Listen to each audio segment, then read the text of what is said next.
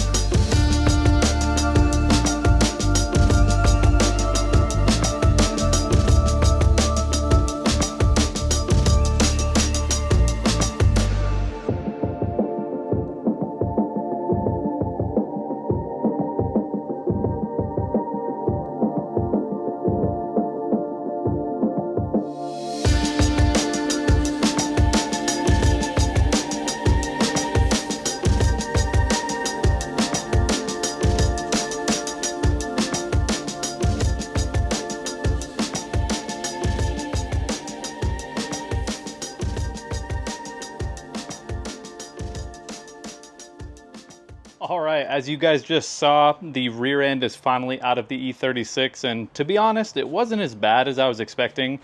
There's definitely a lot of stuff you got to take off. I had to take the exhaust off from the header all the way back. I had to take the heat shielding off. I had to disconnect the drive shaft from the differential, obviously, and then a couple other little things like the rear brakes I left hanging so I didn't have to bleed them. So there's a way you got to kind of maneuver them around to be able to do that. But yeah, the rear end is officially out of the car, and now comes the fun part of swapping everything from the old setup to the new subframe, or the refreshed subframe rather, with the new bushings and stuff. So that's what we're going to start doing now. I'm going to start taking everything apart and yeah, getting this new refreshed subframe in the car with the new bushings at least. So anyways, here we go.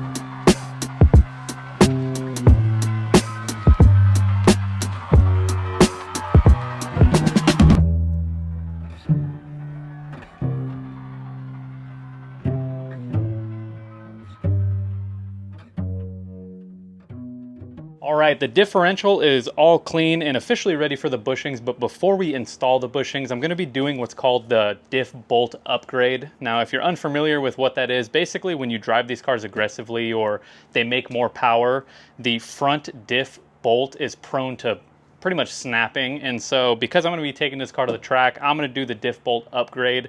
And so basically you're replacing the old OEM bolt with a thicker, stronger bolt. And so that means I have to drill out the old threads in the diff, tap new threads, and then there we go, the diff bolt upgrade. And so when I bought the Revshift bushing kit, I opted for their 14 or M14 differential bolt upgrade. And so basically the bolt I'm going to be installing is an M14 by 2.0. That is the thread pitch. You could probably find that at your local hardware store if you were curious. That's why I gave you the information. But nonetheless, I have to drill out these old threads in the diff and then tap new ones in, so that way I can install the bushings and start throwing this back on the refreshed subframe officially. So here we go.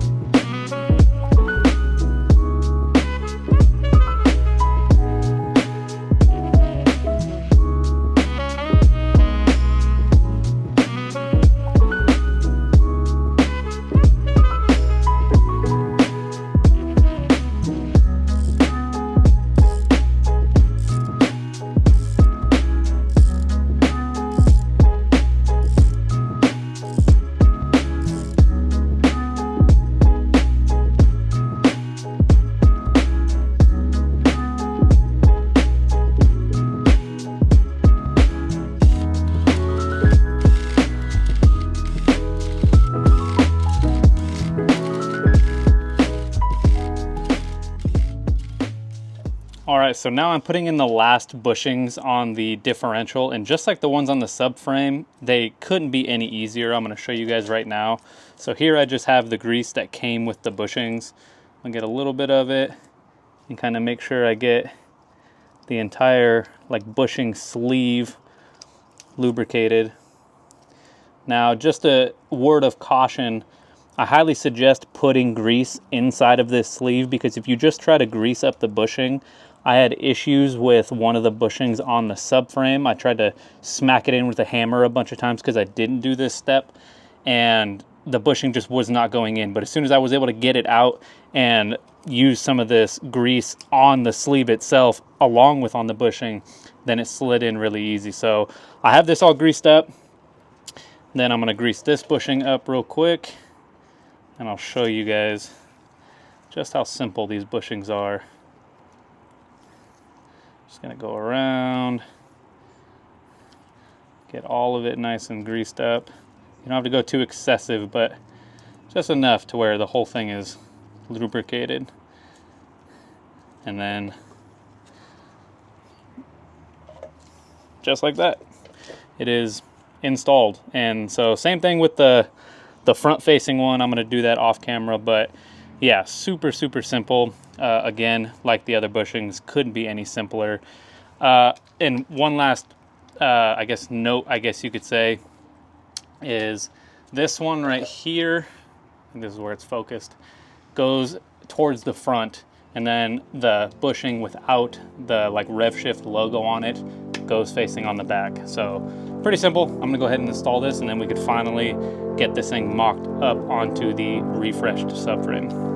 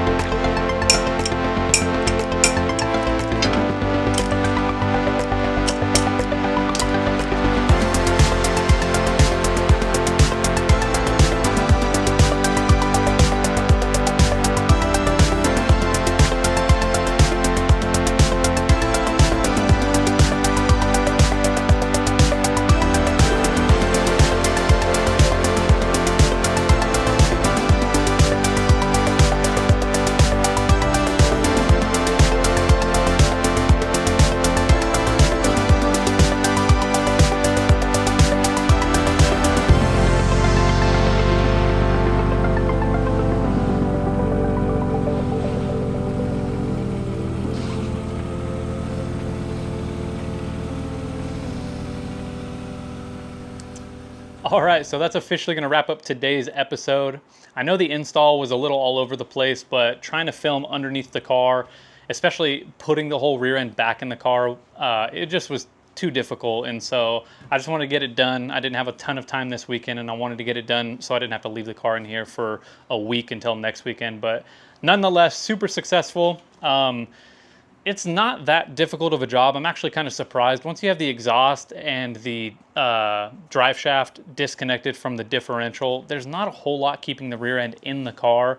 I'm not going to go over every little thing that I did have to remove in order to drop the rear end. There's plenty of videos going over that stuff, but it's not that hard. It took me probably about 3 hours, you know, just from starting with the car in the air to having the rear end out of the car. About 3 hours. I had never done it before, and I just kind of winged it, to be honest. I just took out whatever looked like it needed to come out, and that's all it took. So not super difficult if you're at all mechanically inclined. Now, I did test drive the car. It doesn't feel much different than before doing this stuff. I think the bulk of the mods that have changed the driving feel have already taken place, like the coilovers, for example, or a couple episodes ago when I did the rear trailing arm pocket reinforcements. In that episode, I also installed a bunch of spherical bushings on the rear end, and that really tightened up the rear end of the car. So this round of mods didn't change a whole bunch. I do have spherical inner, upper, and lower control arm bushings now, but overall the car feels mostly the same, still just as planted, and I, you know, feel more confident having all that stuff in the car than prior to having it, especially now that this is out of the car. I was able to see that these bushings are shot.